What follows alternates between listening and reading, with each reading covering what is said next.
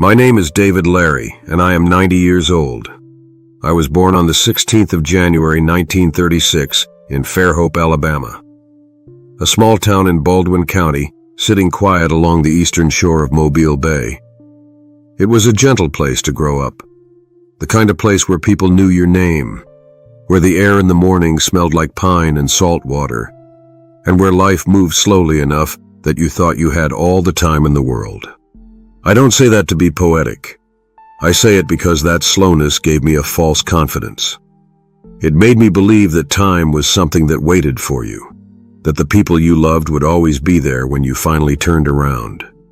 I am telling you this today because I am running out of time to tell it, and because there are things I carried for decades that deserve to be said plainly, without dressing them up. I married Ruth in 1960. I was 24 years old, and she was 22. We stood in a small church not far from where I grew up, and I made promises that I meant. I want to be clear about that. I meant every word. I was not a dishonest man. I was not a cruel man. But I became, over time, a man who was absent. And sometimes that is worse than either of those things. We had 2 children together, a son and a daughter. They grew up in a house where their father was present in body more often than he was present in spirit. And I did not see that for a very long time. I thought providing for them, working hard, building something that mattered, I thought that was the same as being there. It is not the same thing. I know that now. I knew it too late. My work took me far from Alabama, not always in distance, but always in attention. I was a man who believed deeply that suffering had meaning. That responsibility was not something you could set down when it became heavy. That the harder the life, the more serious the person living it needed to become. I believed that. I built my entire way of moving through the world around that belief. And it served me for a while.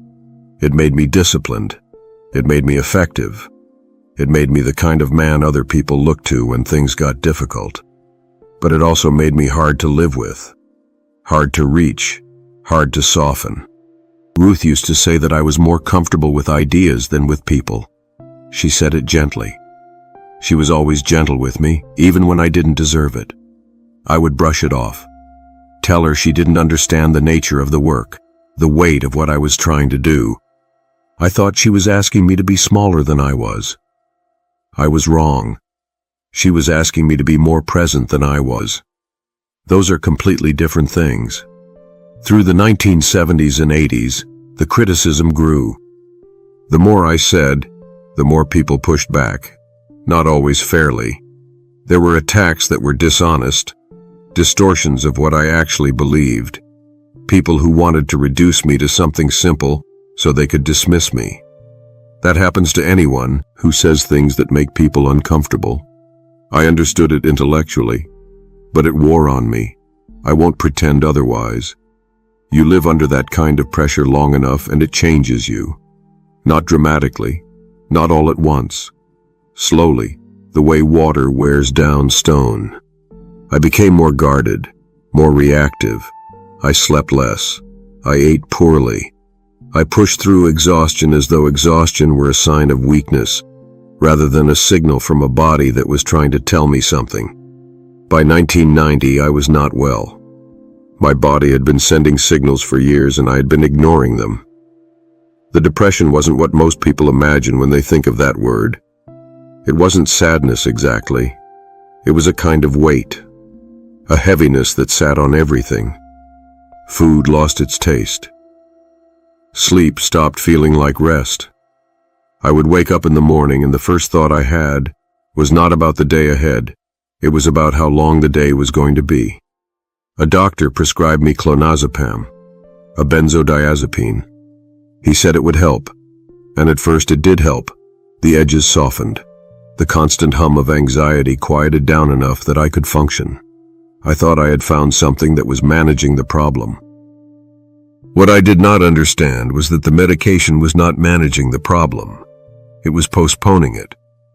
And when the dosage increased, which it did gradually because the original dose stopped being enough, the postponement became something much more serious.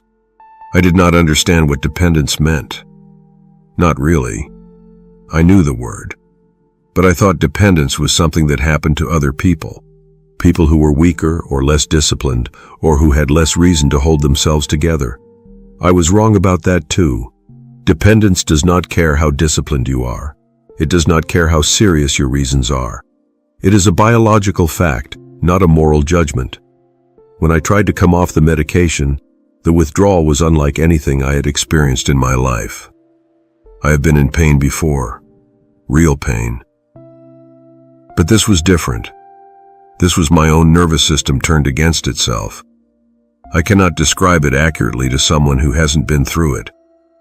The closest I can come is to say that it felt like every alarm in the body firing at once, with no way to silence them and no certainty that they would ever stop. I traveled to Russia. I know how that sounds.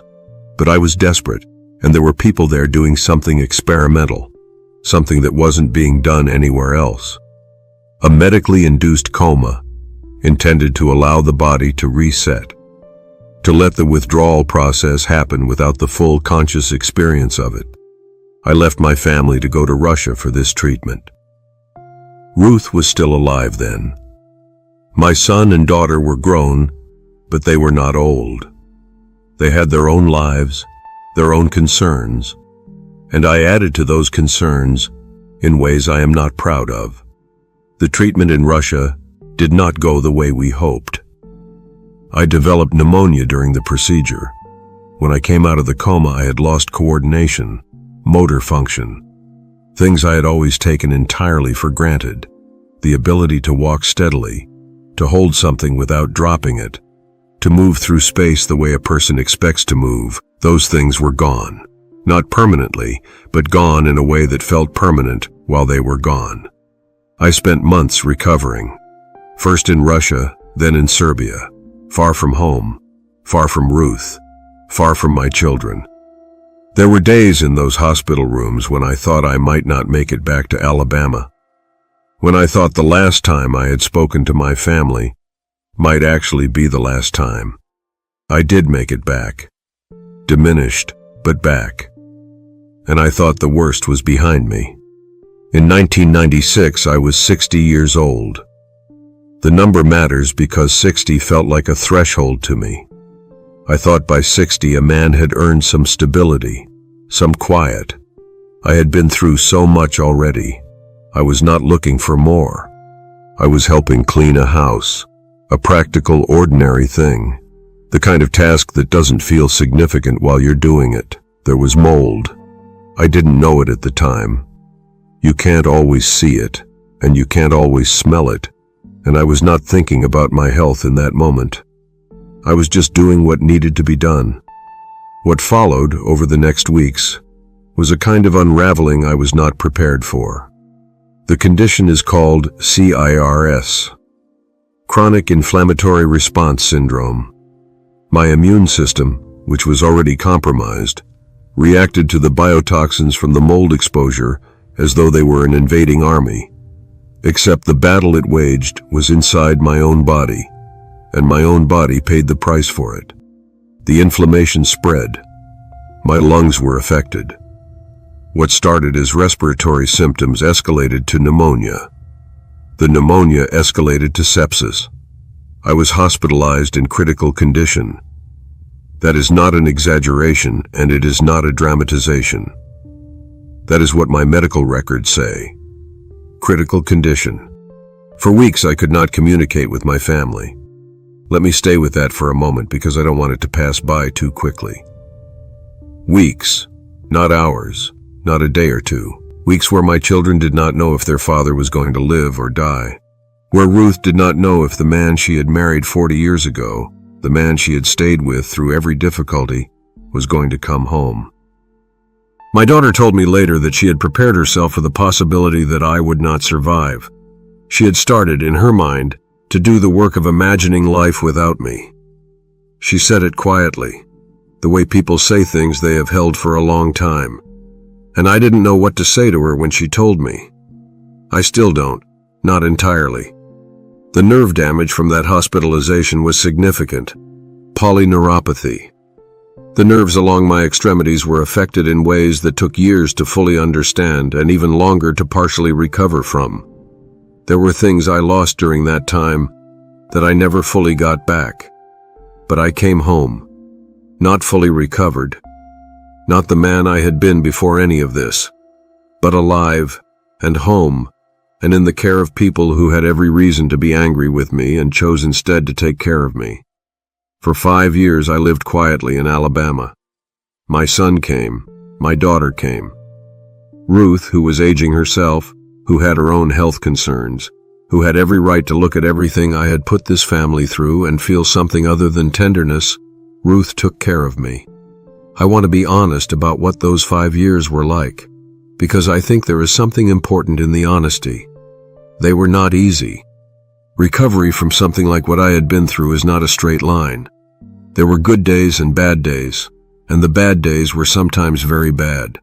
There were times when the frustration of my own limitations, the slowness of my own healing, made me difficult to be around.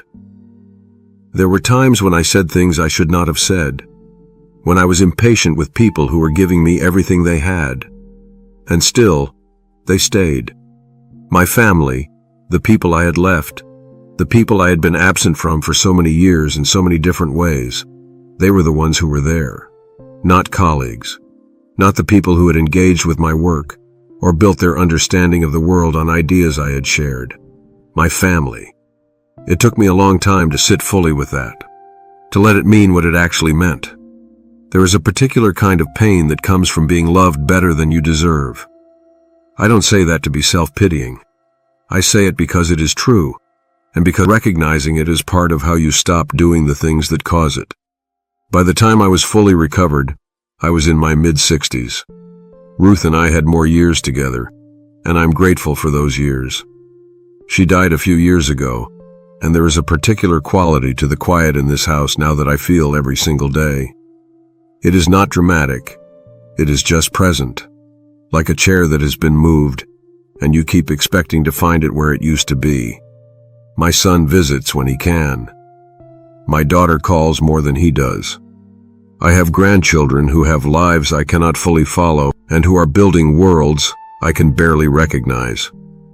When they come to see me, I watch them move through a room, and I feel something that is close to wonder. Not at what they've accomplished, just at the fact of them. At the fact that they exist, that Ruth and I made something that continued making things. I think about what I would tell myself if I could go back, not to change everything. I'm not sure I believe in that kind of thinking, but just to say a few things to the younger man who was so certain he knew what mattered. I would tell him that the work, as important as it feels, is not as important as it feels. That the ideas you carry, the responsibilities you shoulder, they are real. They matter. But they do not matter more than the people who are waiting for you to come home. And they are waiting, even when they stop saying it. Even when they learn to stop expecting it. They are waiting. I would tell him that the body is not a machine you can run indefinitely on willpower. That depression is not weakness, and that asking for help before you collapse is not the same as giving up. I waited too long every single time. I made each crisis bigger than it needed to be by waiting until there was no other option. That is not strength. I thought it was. It wasn't. I would tell him to sit at dinner and actually be there. Not planning the next thing. Not composing a response to a criticism that hadn't even happened yet. Just there, at the table, with the people who loved him. The days that slipped by in distraction, in abstraction, in the urgent noise of work that always felt more pressing than it turned out to be. I cannot get those days back. Nobody can. But I think what I would most want the younger version of me to understand is that by the time you realize what you were taking for granted, the opportunity to not take it for granted anymore is already gone. That is the particular shape of this kind of loss. It doesn't announce itself. It just quietly closes. I am 90 years old. I wake up in the mornings and the light comes through the windows the same way it did when I was a boy in Fairhope. That hasn't changed. Some things don't change, and there's a comfort in that. But I'm slower now, and I know what slow means at 90. It means that each morning is more specific than the last, more particular. I notice things I would have walked past at 40. The way the coffee smells before it's finished brewing, the sound of birds I cannot see. Small things that were always there and that I simply was not paying attention to. I am paying attention now. Perhaps that is the kindness that age offers. Perhaps that is what is on the other side of everything I went through. I don't know if that is enough, but it is what I have. Ruth would have turned 88 this year. I still think about her every day, not with the sharp grief of the early years after she was gone. More like a settled presence, like she is still part of the house, part of the morning, part of the rhythm of a life that was shaped so thoroughly by her that I cannot separate what I am from what she made me. She deserved more than I gave her in those years. I know that. She knew it too. And she stayed anyway. And she loved me anyway. And she took care of me when I could not take care of myself. That is the truest thing I know about her. And about what it means to love someone not just when it is easy, but when it is hard and frightening and uncertain. My children carry her in them. I see it when my daughter laughs. I see it in the way my son approaches a problem, quietly, without drama, working through it until he finds the path through. They are good people. They became good people despite a father who was often somewhere else, and because of a mother who was always exactly where she needed to be. I have said it to them directly in these later years. I am not a man who finds that easy. I grew up in a time and a place where men did not say certain things out loud. But I have said it. I told them I was sorry for the years I was absent. I told them what their mother was. I told them what their being there for me during those 5 years of recovery meant, and still means. They didn't need me to say it to know it, but I needed to say it. If you are watching this, and you have a family that loves you more than you are currently showing up for, I am not going to tell you what to do. I am not in a position to do that, and even if I were, it wouldn't be the right way to say what I mean. I will just tell you what it looks like from here, from 90, from the far side of everything. The things that felt most urgent, most of them weren't. The ideas that felt most important, they were less durable than the relationships I treated as secondary. The crises that seemed to justify my absence, most of them would have resolved with or without me. But the moments I missed while I was somewhere else in my head, those are gone. And the people who waited for me through all of it, they are the only reason I'm still here to talk about any of this. Your family is not a thing you come back to when the important work is finished. Your family is the important work. I did not understand that for most of my life. I understand it now. I want you to understand it sooner than I did. That is all I have to say, really. I am 90 years old. I am tired in the way that old men are tired, not from any single thing, but from the accumulated weight of a very long life. And I am grateful, genuinely grateful. For the children who stayed, for the grandchildren who call, for the years Ruth and I had at the end that were quieter and better than the years we had in the middle, for the mornings in Fairhope, where the light still comes through the window the same as it always did. If any part of this meant something to you, I am glad. That is why I am saying it. Not for myself. I am past the point where that matters. But if somewhere in what I've told you tonight, there is something you recognize, something that makes you put down whatever you're carrying long enough to look at the person next to you, then the time it took to tell this story was worth it. Take care of yourself, and take better care of the people who are taking care of you. And so here I am, 90 years old, sitting in the same Alabama light I was born into, telling a story I should have told myself long before I ever had to live it. I did not come through all of that, the hospitals, the mold, The coma in Russia, the nerve damage, the weeks of silence where my children did not know if I was alive. I did not come through all of that to pretend that everything turned out fine. It didn't. Not entirely. Some things broke and stayed broken. Some time was lost and never came back. Ruth is gone, and the man I was in those driven, distracted, absent years, I cannot go back and be a different version of him. But I came home, and my family was there. That is the part I want to leave you with, not as a lesson, but as a truth. The people I had not always shown up for showed up for me completely, without hesitation, for 5 full years, until I could stand on my own again. That is not something I take lightly. That is not something I will ever be finished being grateful for. If you have people like that in your life, and I believe most of you do, please do not wait until you are lying in a hospital bed somewhere, unable to speak, to understand what they mean to you. Do not wait until the house goes quiet, in the particular way it goes quiet when someone is gone forever. Go home tonight, or make the call tonight, or say the thing you've been putting off saying tonight. Not because life is short. You have heard that before, and it hasn't changed anything. But because the people waiting for you are real, and their time is passing too, and the window for being present with them is smaller than any of us want to admit.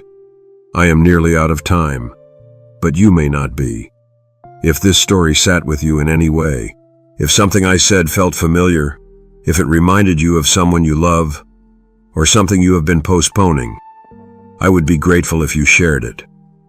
Not for numbers, but because somewhere out there is a person who needs to hear this before it is too late for them, the way it was almost too late for me. Subscribe to this channel if you want to hear more stories told honestly, from people who have lived long enough to stop pretending. Turn on the bell notification so you do not miss what comes next. Like this video if it meant something to you. Leave a comment, tell me what stayed with you, or simply say that you were here. And if you know someone who needs this today, share it with them quietly, the way you would pass a note to a friend.